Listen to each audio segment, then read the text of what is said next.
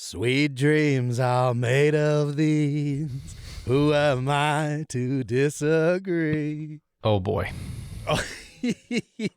Oh, a shellacking. A shellacking. Forgive me for reveling, Tom. You've kicked my ass too many times in this dance. You should enjoy this.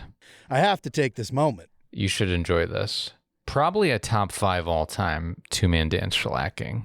It was bad. It was really bad. And, on the heels of us discussing honestly and openly about how Thursday night is not, you don't want to get too beefy on Thursday night. And I'm the one that said that. I said, you don't want to have a good Thursday. And I mean, you're not wrong. I never like having a good Thursday, but then you proceed to have the best Thursday of all time. Yeah. Murph, I think you scored... I think my total team scored only 2 more points than your 3 players scored on Thursday night. Is that? Oh my! Here come the stats. Now. These are the. I'm not. I think you had 123 after just Lamar Jackson, Jamar Chase, and Mark Andrews played. That's right. And I finished with 100, a putrid 125, and you beat me 212, 125, and are now 212 to 125 after the total point lead being a mere 16 points. You're now up over 100. Oh boy! Which here's the thing, this was Lamar, Jamar, and Mr. Andrews and old Goose himself. Yeah, put up a hell of a Thursday. Lamar put up 41, Jamar Chase 63. And Mark 63, Andrews. You're just moving on from that you just said it like it's normal. 63 points. 63 points. 11 catches, 264 yards, and 3 touchdowns. Absurd. And two just deep touchdowns. Yeah. Oh man, yeah. After that Thursday, I was still, of course, in full Mamba hush mode. I was still not. I know. Inviting I was just saying hexes. Facts, and you were acting like I was jinxing you. I think it was because it was it was just too much. It was a little overwhelming, and I thought, what I thought to myself? I'm not going to lose this week, but I thought Tom's now trying to sneak into he's trying to plant landmines. He's trying to plant hexes that look like just a little speed bump in the road, and in 3 weeks I'm gonna lose a limb. Yeah, they were long game hexes. Yeah. Obviously, this week was well out of hand. At a certain point, though, I was like, does Murph not think he's going to win this week? No, I mean, listen, let's be honest. After that Thursday night, I was like, if I don't win this week, you won't hear from me again. Like this podcast is over. That will be the last we speak. That would be it. I might be able to continue. I mean, I certainly would be able to continue with the dance, but not publicly. I would have to take the rest of the season. There would be a weird hiatus mid-season in this podcast. Well, but so I really wasn't even trying to hex you. I was texting you the reality of what A-Chain needed on Monday Night Football for me to win. No, which was literally 500 yards and 7 touchdowns. And then you were texting me like I was hexing you. And it was like, but what's going to happen? What scenario are you even worried about? I didn't understand it. And then 500 yards and 8 touchdowns would probably do it, is what you texted me. But then you told me about your dream. So this is very real. I always have I tell Kolsky about these all the time. I tell her just in life. I have very vivid dreams, and they're always very strange. And I feel like a lot of premonition type dreams. This one was, I was basically, it was like a marsh, and it was almost like we had been tailgating, before an old school college football game. It was like LSU against Alabama. It was like an SEC game. Mm-hmm. I think it was kind of started as a family reunion for me, but then you were there with your family, and then we made our way through the swampy marsh and through these tall Everglades almost of grass I could see, but the wind was blowing them. And those cartoon reeds, it would be blades of grass with the little mm-hmm. not pussy willows, but they're kind of like that. So these are swaying in front of the back and forth in front of the scoreboard. So I couldn't totally make it out, but all I saw was Midland City, and I saw the record, and I saw 10 wins for Midland City. I couldn't see what anything else really was other than that. And you kept I just heard you in my ear. And I was like, okay, this is ominous. And so I came out of this dream, and I didn't necessarily feel like, I think this point total made me feel comfortable about it because I was like, oh, I see what this is. This is essentially just saying we're on the track, even though I now even the wins. What are we, 5-5 now? I was like, you're going to get to 10, which means I'll be at 10-7. So you're going to go on a tear here, I guess, and you're going to win like probably the next 4 in a row, the next 3 in a row. You're going to win, but by enough of a margin that it's going to be hard. It's going to be hard for you to chip away. A 2-man dance dream, a premonition that I will end with 10 wins. If that comes to pass, this will be. I mean, I'm putting it out there now, and I hope what that means with this beefy point total that I have is that we will just get our Week 18. The fact that I couldn't see the rest of the scoreboard is a little unsettling in the dream. Sure. Well, you got to have a little suspense. Your dream knows that. Your dream. My dreams know better. Your dream can't tell all. They just tell you what you need to know. You're right. So I think what I need to know is I need to just go for broke for points every week. That's where I'm ahead. And it's like we're going to seesaw on the record. Whether that means you're ahead, because, if you get 10 wins, we're going to know. And I have a beefy point total. It'll be the scenario you mentioned last week.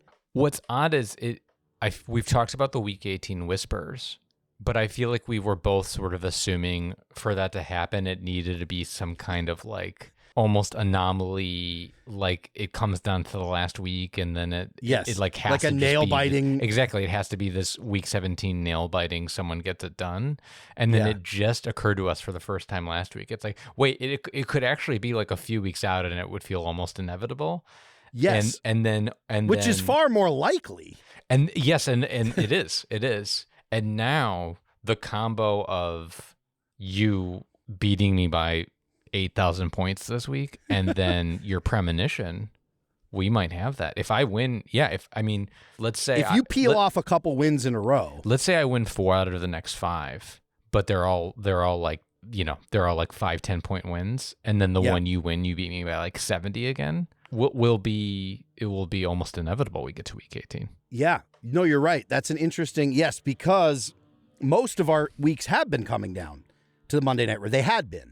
Yes, like this was one blowout. Even the other game where like we both scored a lot of points, it was still 179, 176, whatever that recent one was, 176. We've had tight games even when we've gone off for the most part. I mean, I had a miserable. I probably put up the low score of the season. I mean, this was shot. I looked at your line. I had to double check. I had to add. I got the calculator out, Tom, for your point total because I couldn't believe what I was seeing. Here's the thing, though. Alan is going to you're going to score. You will have a week. This is the other way I looked at my point lead here, is I started going back to look at the averages of what we're each scoring every week. There's going to be a week where Josh Allen goes off. I reject this. This is your landmine jinx. No. You said listen. You said the same thing last week. You're going to go off, Tom. You're going to have a week, Tom. Trust me, Tom. And then I proceed to have... This is nothing but some Frank locker room talk. No. That's all I proceed to have the worst week either of us have had all year, and you have the best week anyone has had all year. That's the high score, 212. But think about... 212 to 125. I mean, it's a massive week. I have in my 12-man, I have Frosty Tips Burrow. I have the blame the tips, and so I had a Thursday night in that league because Burrow had 5 touches. Like Burrow went off in that game. I think because it was like full blonde, right, when he started. It was. Now it's Frosty Tips. As the blonde is going away, he's getting stronger. Yes, he's in his Mark McGrath phase now. Yeah. Once there's no blonde hair, he's going to be the top quarterback in fantasy. Yes. He will be by the end of this. I mean, that's kind of the way Joey Burrows goes, though. He takes like September and October to warm up, and then he gets going. So I like him down the stretch as his hair comes back to earth and as his play gets better. I mean, I have him in my 12, but the question for me and for you, and I think for all of our listeners at this point, is Two-Man Nation. What have you? Two-Man Nation needs to know. They deserve to know. Yeah. At this point, what happened to these? What are these 2 waivers? What have you done with them? Where are they? We haven't seen them. You know what? They're kind of like Richard Simmons. Remember when Richard Simmons went missing almost, and we all said, "Where's Richard?" I mean, he's passed now. But your waivers for Two-Man Nation, they need to know, like we needed to know, is Richard Simmons okay? Are Tom's waivers okay? Can we speak to them? Can we see them? Do you still have them? Are they alive? They're alive. They're alive, and I don't know if they're well, but they're alive and they're here. Here's what I think I must do with one of them. I've been trying to see if I can get by with the fucking Jets defense. Oh, God. Who gave me negative points yet again. Yeah, you got a -1. The answer is no, especially in this new dynamic. Part of why I didn't want to burn a waiver on a defense is I just don't think it's likely to add up to that many points. Right. But now that we're in this new landscape where I'm probably not likely to catch you in points, so now what I need to do is win 4 out of the next 7. Win, baby, win. Yes. And so I cannot have this hole in my roster every week. So what I'm going to do almost surely is pick up the Chiefs defense. Well, who's your other defense? Do you only have... No, you have another defense. You have... Dallas, Murf. Dallas. Oh, God. Dallas. No. I think you're definitely right about the Chiefs. And you definitely do need... I mean, defenses are... I think I got to do it. And I think you do. As far as the other waiver goes, I think that one I'm gonna hold on to that, and I think I'm gonna use that around week 14. That's my prediction. Oh my God, that's when Bonnie Tyler comes blaring through the speakers, and we need a hero, and and then in comes whoever positional player. My prediction is that final waiver will be used on someone that we could not predict at this moment. Ooh, I see that. Because you're honestly, I looked at the.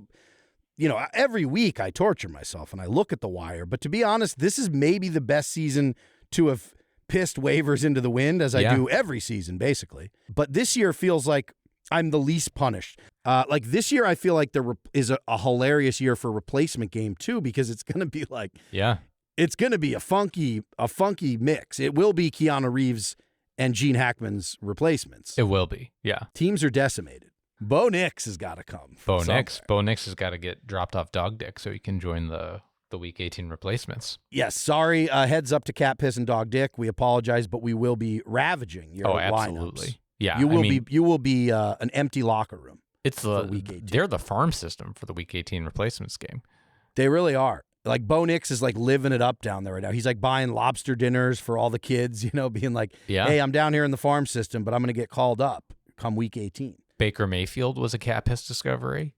Oh, my God, Baker, yeah. And they could be playing for something. They will be likely playing for something down the stretch. So these will be guys who will likely be on the field. Yeah, I definitely. What's funny, too, is I don't really have any wiggle room either. I mean, obviously with no waivers, but I looked at my lineup and sure, it's, it sounds almost crass for me to be talking like this after the kind of performance I just put up. But I look at like moving forward, it's like I don't have any. My tight end situation is still like I don't ever feel comfortable about it. Andrews had a great week, but I just don't feel good about my tight ends at all. Laporta is now has a shoulder thing. Like Jones was a waste of a waiver. I have to keep looking at him every fucking week. He's never playing. If Jones and Breece Hall end up in my lineup at some point, I'm scrambling in the late season. Like I'm in a tight spot where and then it's that, and it's now like Hurts and Jackson every week. Like I have to make that decision where I'm almost like kind of flipping a coin because Hurts still had a really good week last week. I don't want to hear any whining about your Lamar. No, Tom, listen, I'm hemming and hawing. I'm so sorry, Murf. I had to pick between 33 points from Jalen and 40 from Jackson. You know that's torture, Tom. That's the other thing. I'm not seeing a quarterback that would make I don't think it makes sense. No, I'm just losing there. Why burn a waiver? I just got to take the L there. You have a strange position where it's like if you told yourself on draft day an undefeated Mahomes in week 10, I know you'd be ecstatic. You'd be like, great. So he's slanging. But yet he's like 19 or what would you say? He's probably like 1998 Tom Brady. Like what is he? 1998 Tom Brady. The first three-peat of Tom Brady. He's like in that category of quarterback now where you're like, great, he's managing games. Yeah. They're winning every which way. Their defense makes a fourth down stop to win a game. He's doing what he needs to do. Yeah. And no more. No more. Yeah, no. Even though he could do so much more. He could. It's the martial arts. He's using minimal force. You're right. He is in that Bruce Lee, Jeet Kune Do phase of his career. They're meeting everyone where they are. They're toying with people. Yes. Big Red is now just toying. Big Red is coming off the heels of his Fumblerooski fucking commercial. He's just living life. He is. He is Fumblerooski. Man, what a turnaround for Big Red after just being years of being a punchline. Punchline. He's now getting the last laugh. And you know what? I've said it before. Because we won a Super Bowl, I can root for him. Yeah. I can just think of him as the uncle that I used to be like, oh, Andy, you son of a bitch. And now I can just get my paws on him and be like, Big Red. You know, I've turned the corner with him. No, it makes all the difference. Right now, I think you've got the stronger team, but you're at risk because of the no waivers. So things could go south for you. But you got a 100+ point lead, and we are now tied 5-5 in the head-to-head, which means NBA final style, we got a best of 7 right now. Here we go. We've got the best of 7. Is that right? Yep. There's 7 weeks left. So first, you know my math when I was like, wait, so if you have 10 wins, I have 12? If you have 10, I've got 16. Is this a 70? Is this an 82 game season? What are we playing here? Is this fantasy basketball? Yeah. So you're right. So four wins is the magic number to guarantee the head-to-head, which means at worst you'll have a week 18 replacements if you win the head-to-head. Oh, wow. I would say it's not super likely that I'm going to just win without winning week 18 at this moment. You have a much better path to that with the 100-point lead. I think that's probably fair to say. I'd say at this moment, if you win the head-to-head, you likely just win in week 17 like normal. And if I get the head-to-head, we likely have a week 18 replacements, barring some huge blowout where I make up ground on you. You're right. Well, I think kind of, listen, like Dan Campbell said, the great Dan Campbell said in that Lions comeback, a little bit at a time. You're not going to get it all back at once. The only other way here is if all that comes together on the same week for you and you get one big win over me by like 40 or something, then I think if you slowly chip away, that's the only way that you're going to do it. Otherwise, I think you just need those, like you said, you need those 4. You need 4 more wins. Yeah, essentially, and that'll do it. I'll take it. I'll take that dream. Well, I believe in my. All I have to do is dream. Dream, dream, dream. I was thinking of dream songs before we hopped on. Sweet dreams are made of these. Oh yeah, it's changing every day. Every possible. That's a good one. There's a lot of good ones. Dream Weaver. Dream on. Yeah, there's some good dreams. Some good dreams, some bad dreams, and just some, just dreams that hit you from a higher power. And you go, this isn't my dream even. This is our dream. This is the dream of two men dancing. This is not. Your dream might be the Week 18 decree. I like that we're both actively rooting for Week 18 far more than just winning outright. I mean, 100%. 100%. Again, I've won one. If I'd never won one before, I would have to apologize to the fans and just be like, listen, I need this ring. Of course. But the fact that we've both won one, I mean, won plenty, then it's like, let's give the people what they want. Yes. Well, Tom, I do wish you the best because I'm now just frothing at the mouth. Yeah, me too. Well, congrats, Murf, on the historic shellacking. Thank you, brother. I'm basking in it, but now I'm moving on. I told myself once we record, I'm going to take a breath and I move on because it doesn't matter anymore. Yeah, I would personally like it if Jamar Chase did not score 60 points again next week. So yeah. If you could give him a talk for me, that would be helpful. I've squeezed all my Thursday night juice. I will say that. So let's I reject this. I reject that. No. My Thursday night juice is dry. No, I don't want to hear it. No blood from a rock for me on Thursday night.